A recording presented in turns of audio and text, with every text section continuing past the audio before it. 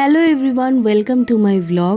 আজকের অন্য দিনের মতন চেনা ছন্দে নয়, একটু নতুনভাবে লাউড ভয়েসে আমি কথা বলছি ভিডিওতে। নাও বলছি সেটা তো বলবোই আস্তে আস্তে, বাট তার আগে বলে রাখি আজকের জন্য আমি কিন্তু ভীষণ রকমভাবে এক্সাইটেড। সবার প্রথমেই বলে রাখি আমি অফিসের জন্য বেরিয়ে পড়েছি, আর অফিস যাওয়ার আগে আমি একটা ছোট্ট চান্স কিনে নিয়েছিলাম আমার ফোনের জন্য। অফিসে ঢুকেই আমার প্রথম কাজ ছিল ডাল আর ডালিয়া ধুয়ে একেবারে ভিজিয়ে রাখা, কেননা আজকে আমরা করতে চলেছি আমাদের কেনা কেটেলে প্রথমবারের মতন একটা এক্সপেরিমেন্টাল ডালিয়া। তো কি হবে না হবে আমরা তো জানি না, বাট ভীষণভাবে সবাই এক্সাইটেড ছিলাম। সবাই সবার মতন কাজ ভাগ করে নিয়েছি। সবজির জন্য কেটে নিয়েছিলাম পটল, টমেটো আর কাঁচা লঙ্কা।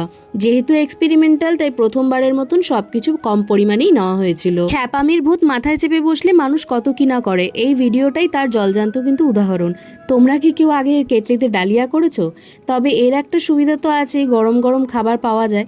তবে অসুবিধাও আছে, এটা প্রচণ্ড পরিমাণে হিট হয়ে যায়। খুব ঢেকে ঢেকে রেখে তোমাদের ধীরে ধীরে রান্না করতে হবে। তবে একটা ভয় তো মনের মধ্যে কাজ করছিলই, যদি সেদ্ধ না হতো তাহলে আমাদের সবাইকেই সেদিনের মতো না খেয়ে থাকতে হতো। তো এই যে কথায় আছে, যার শেষ ভালো তার সব ভালো। ডালিয়াটা এত সুসিদ্ধ হয়েছিল আর টেস্টি হয়েছিল যে মুখ থেকে এখনো জল আসছে।